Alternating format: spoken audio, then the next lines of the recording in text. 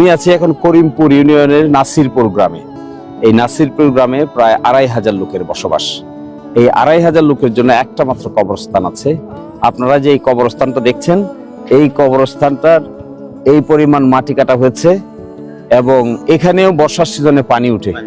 এই বর্ষার সিজনে পানি ওঠার কারণে এখানকার মানুষদের কবর দেওয়ার মতো কোনো জায়গা থাকে না বর্ষার সিজনে। তারা দূর নিয়ে লাশকে কবর দিতে হয়। আমি সবসময় আপনাদেরকে বলে আসছিলাম যে এখানে কবরস্থান এমন জায়গা আছে যেখানে কবরস্থানগুলো যদি নতুন করে সাজানো না যায় তাহলে মানুষকে মাটি দেওয়ার কোনো জায়গা খুঁজে পাওয়া যাবে না বর্ষার সময়। শুকনার সিজনে দেখেন এতটুকু জায়গার ভিতরে কি করে কবর স্থান করা যায়, কে মারা যাবে, কাকে কিভাবে কবরস্থানে সমাহিত করবে, এই জায়গাগুলোতে নতুন করে সাজাতে হয়। তাহলে আমাদের সকলের সম্মিলিত প্রয়াস দরকার, প্রচেষ্টা দরকার। বিদেশে এবং দেশের বাইরে যারা আছেন, আমি একটি মসজিদের কথা বলেছিলাম যেটি নিজ গাঁওয়ের দুর্গে, যেটা হরুক্ষেত বলে, তার একটা মসজিদের কথা আমি বলেছিলাম।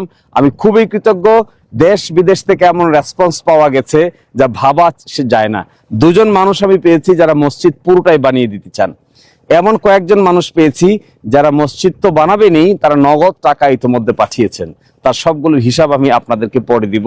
কিন্তু এই কবরস্থানটার প্রতি আপনারা কেউ নজর দিতে পারেন।